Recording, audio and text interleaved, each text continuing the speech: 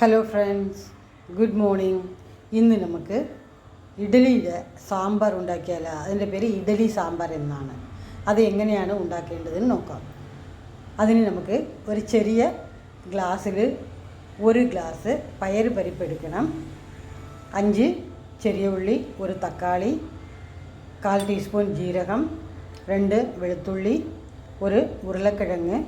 അതിനെ വേവിച്ചെടുത്ത് വെച്ചേക്കണം. അല്ലെങ്കിൽ പരിപ്പ് വേവിക്കുമ്പോൾ ഇതിനെ ചെറിയ ചെറിയ കഷ്ണങ്ങളാക്കി ഇട്ടാലും മതി. ഒരു ചുണ്ടക്കയുടെ വലുപ്പത്തിൽ പുളി വേണം.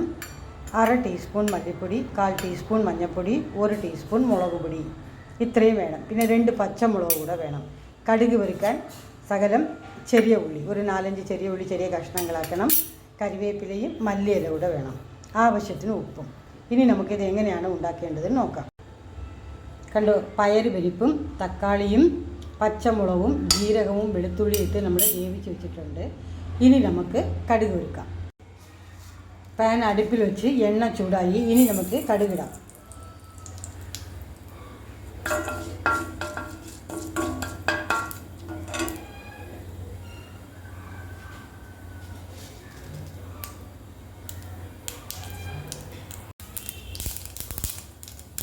കടുക് നന്നായിട്ട് പൊട്ടി. ഇനി നമുക്ക് ഉലുവ ഇടണം.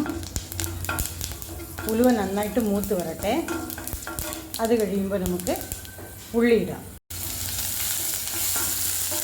ഉള്ളിയിട്ട്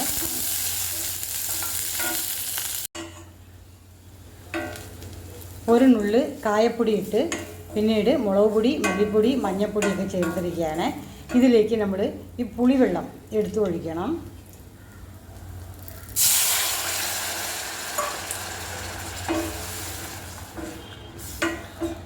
ആവശ്യത്തിന് ഉപ്പ് ചേർക്കുക. ഞാനിവിടെ 1/2 സ്പൂണാണ് ഉപ്പ് ചേർത്തിരിക്കുന്നത്.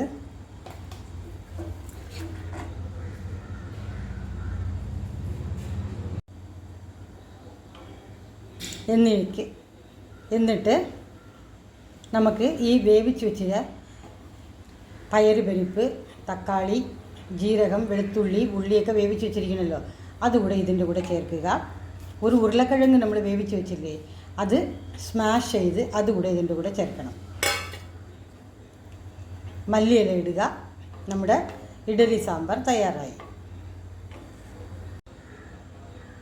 ഇത് കണ്ടോ, ഇത് ഞാൻ ഇന്നലെ ആട്ടി വെച്ച ദോശമാവാണ്. 4 ഗ്ലാസ് ഡൊപ്പിയരി, 1 ഗ്ലാസ് ഉഴുന്നിട്ട് ആട്ടി വെച്ചതാണ്. നന്നായിട്ട് പുളിച്ചിട്ടുണ്ട്.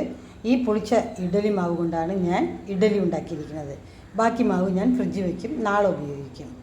ഇഡലി ഉണ്ടാക്കുന്നതിന് 1/2 മണിക്കൂറിന് മുമ്പേ ഫ്രിഡ്ജിൽ നിന്ന് എടുത്ത മാവാണെങ്കിൽ വെളിയിൽ വെച്ചിട്ടാണ് ഇഡലി ഉണ്ടാക്കേണ്ടത്.